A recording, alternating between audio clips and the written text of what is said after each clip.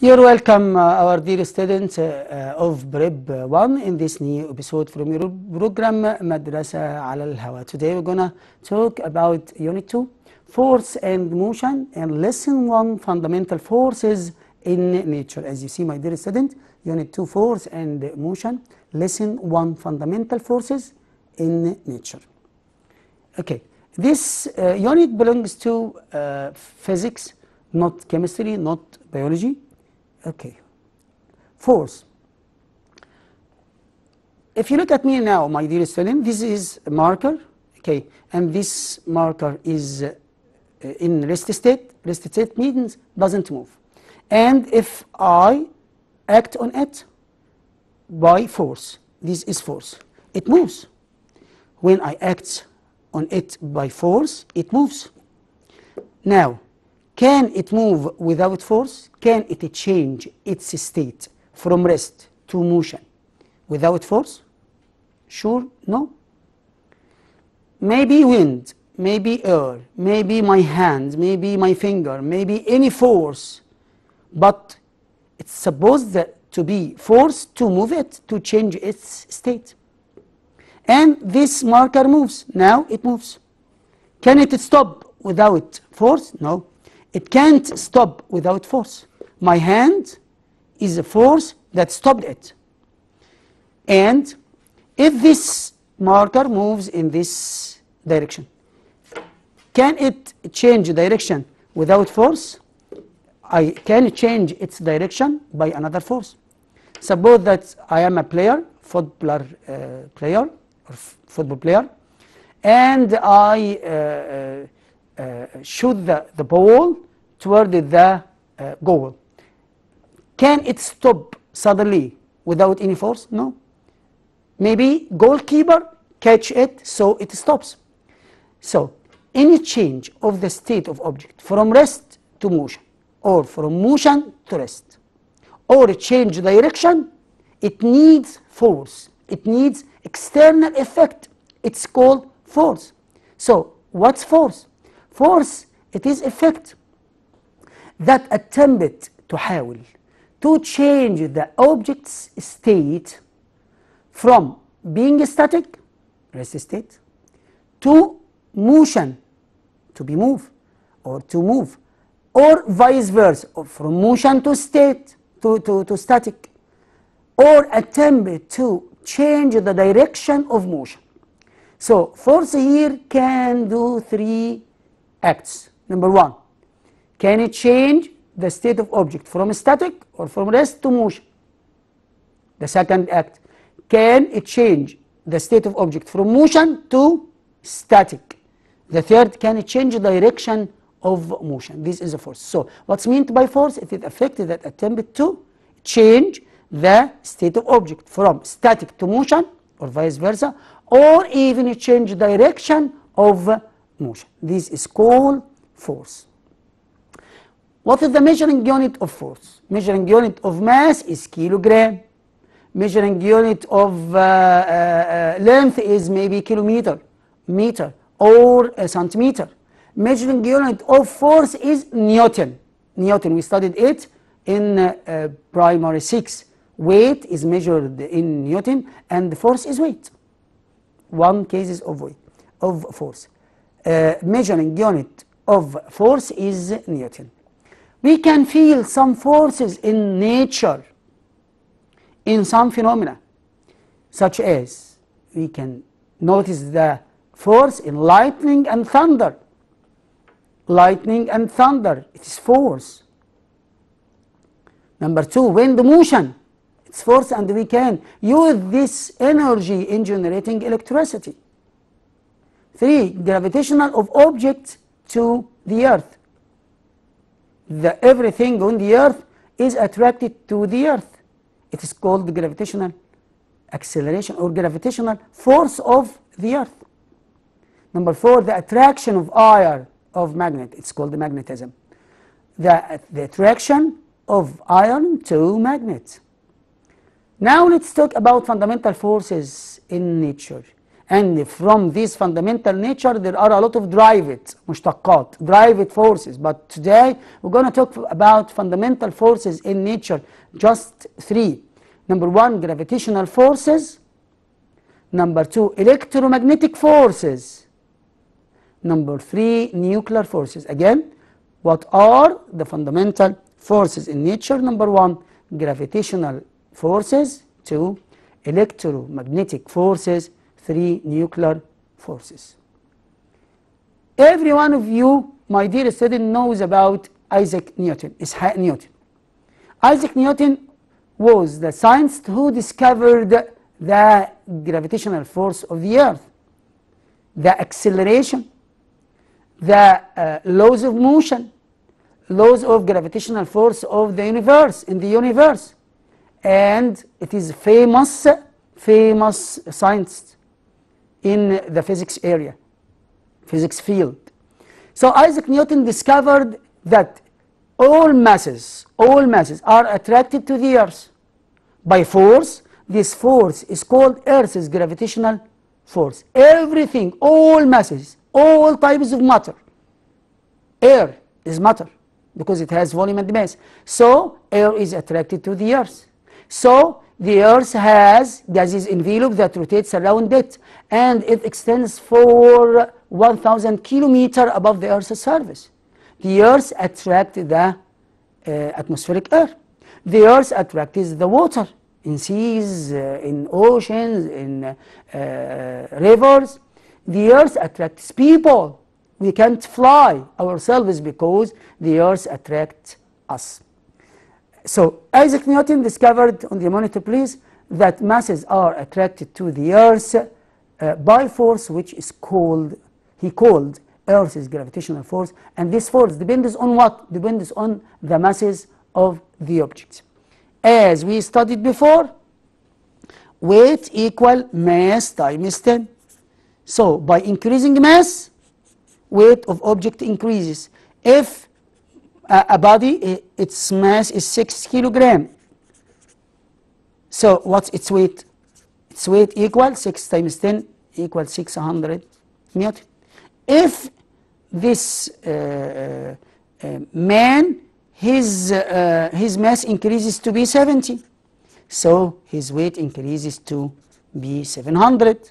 So the weight of object or the gravitational force of Earth on the object depends on the mass of object. By increasing mass of object, the gravitational force or its weight increases. So this force depends on the masses of the objects. So what's meant by object's weight? Object's weight, it is the ability of the Earth to attract that object to its center. Again, what's meant by object's weight? It is the ability of the Earth to attract that object to its center. Or it is the force by which the object is attracted to the Earth. Force by which the body is attracted to the Earth. Or it is gravitational force of Earth on the object. All of these definitions are okay. First one, it is the ability of the Earth to attract that object to its what? To its center, no to its surface, but to its center.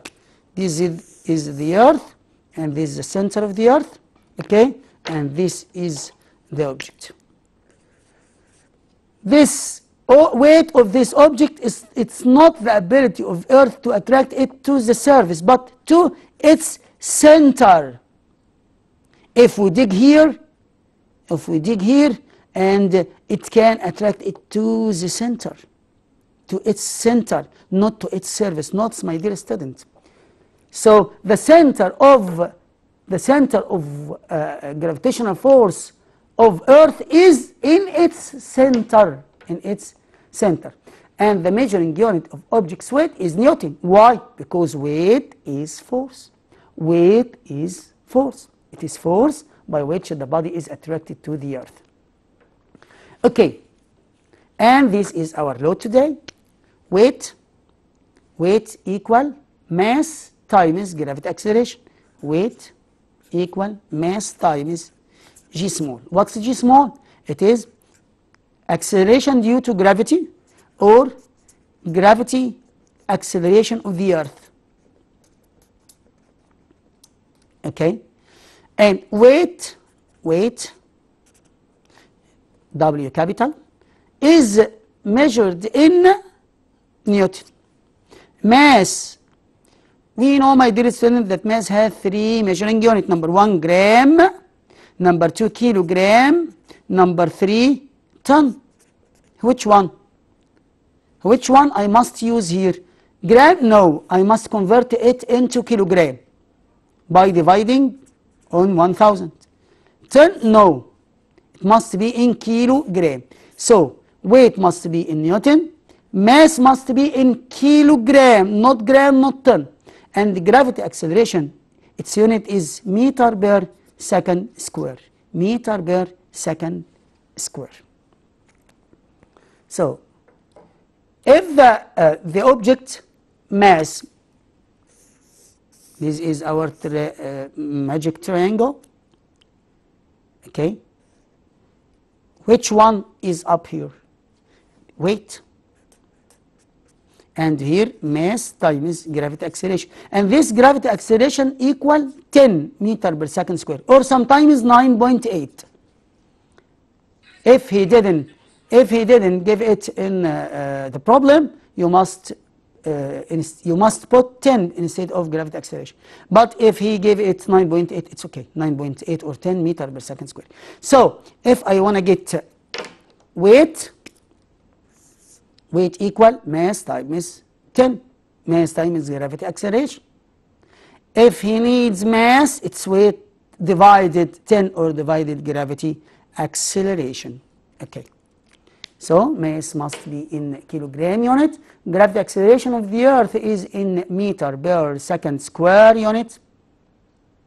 And the objects are attracted to what? To the center of the earth. This center of the earth is called gravity, is called center of gravity. Center of gravity. Which is the center of gravity? The center of the earth is called the center of gravity. I'm not attracted to the surface of the earth, but to the center of the earth. So the distance here is the distance between what? Between the object and the center of the earth. This is the distance. You imagine, my dear students, what do you think? If someone ride a balloon منطاد,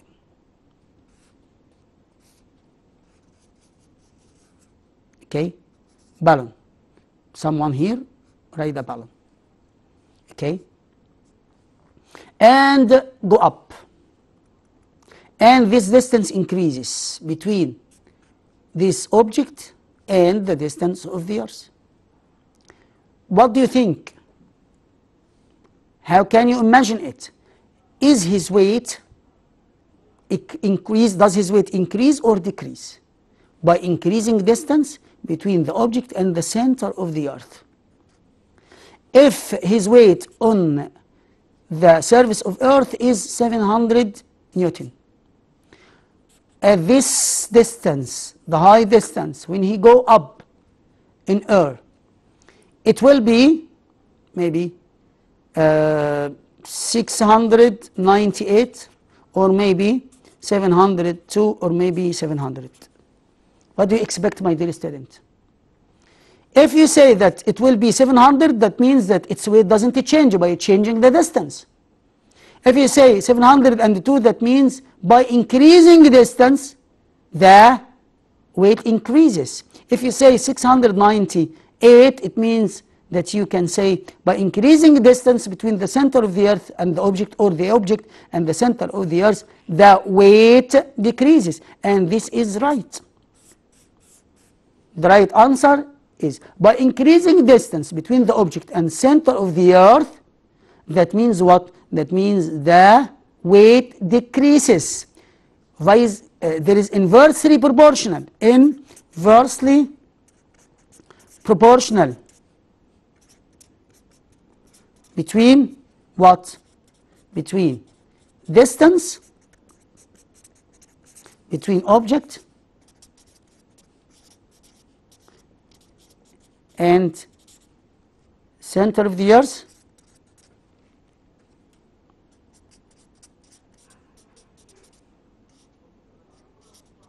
and weight, and its weight, inversely proportion. By increasing the distance between the object and center of the earth, its weight decreases, and by decreasing the distance between the object and the center of the earth, its weight increases. By increasing the distance, as you see on the monitor, from the surface of the earth or center, the same here, the weight of object decreases due to decreasing the gravity acceleration of the earth. Gravity acceleration of the earth. Gravity acceleration of the earth on the surface of the earth, equal exactly 9.8 meter per second square. But after 100 kilometer from the surface of the earth, gravity acceleration will be 9.58, just 9.58 meter per second square. And if we multiply 9.8 times mass, and then the same mass, because mass doesn't change by changing places, times 9.58, sure, this product, this result will be less than this result. Okay? So by increasing the distance, the gravity acceleration decrease. And by decreasing gravity acceleration, the weight of object decreases. Okay. Weight of an object at the two poles on the surface of the earth, but two poles is more than it at equator. At equator. We know, my dear student, that the earth is not complete sphere. It's not complete sphere, no. It's like that. So this distance is less than this distance. The distance between the center of the earth and the pole, north pole or south pole, is less than the distance between the earth and any point on the equator. So by increasing distance here from the surface, the center of the earth and any point at the equator, what happened? Gravity acceleration decrease. So weight decreases. So weight of an object at the two poles is more than it at the equator. More than it at the equator. The object here on the south pole, its weight is more than the weight of it on the equator. Okay.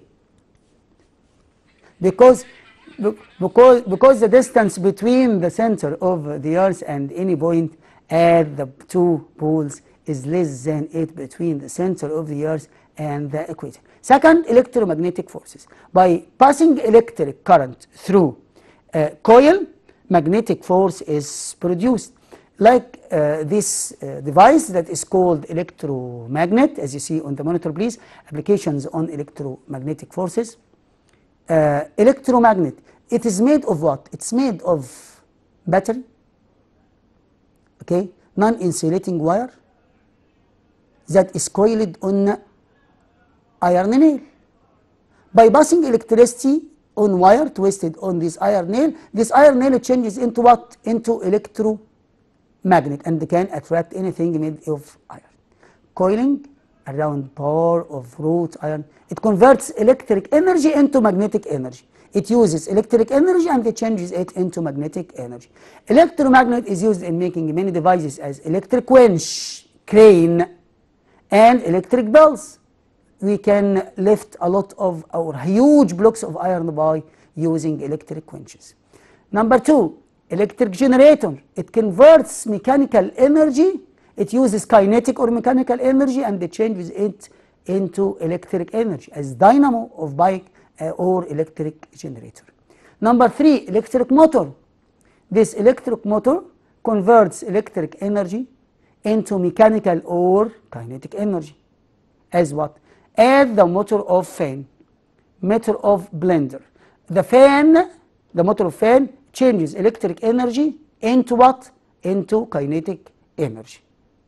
Okay, third, and this is the last point today. Third, nuclear energy. The atom stores massive amount of energy inside it. This energy is called nuclear energy. This nuclear energy that bend all components of nucleus together, overcome what? Overcome the repulsion force between protons together, because there is repulsion force between protons because they have the same charge, positive charge. So what bend these protons together? It's called nuclear force. It's very massive amount of force. It's stored inside the atom. So what's nuclear energy? Nuclear energy, it is the massive energy inside the atom, inside the nucleus of atom, to be perfect, nucleus of the atom. So atom stores, as you see, massive energy that is combined by nuclear forces. Types of nuclear forces: we have weak and strong. Weak nuclear forces, it's used in medicine. As you see, sometimes we use nuclear forces to diagnose and treat some types of cancer. Some types of cancer. Number 2, scientific researches. Scientific researches. We use nuclear energy in making scientific or doing scientific researches. Number 3, industry. We use this weak nuclear forces or nuclear energy to convert sand. Do you know sand? The white sand or the yellow sand in the desert. We use this nuclear energy to convert sand into silicon that is used to make parts of computer as processor. Okay, so we use nuclear energy or nuclear forces, weak nuclear forces in industry. And also the strong nuclear energy that is used in making nuclear bomb, massive destruction. Okay. Nuclear energy or nuclear forces is very important. Here in Egypt, we try to use these nuclear forces or nuclear energy in El Dab'a area near to Marsa Matruh to generate electricity. My dear student, by this point we reached the last or the end point of this lesson today, and we hope to keep in touch on our official page, صفحة رسمية جروب الرسمي مدرسة على الهواء, and see you next week.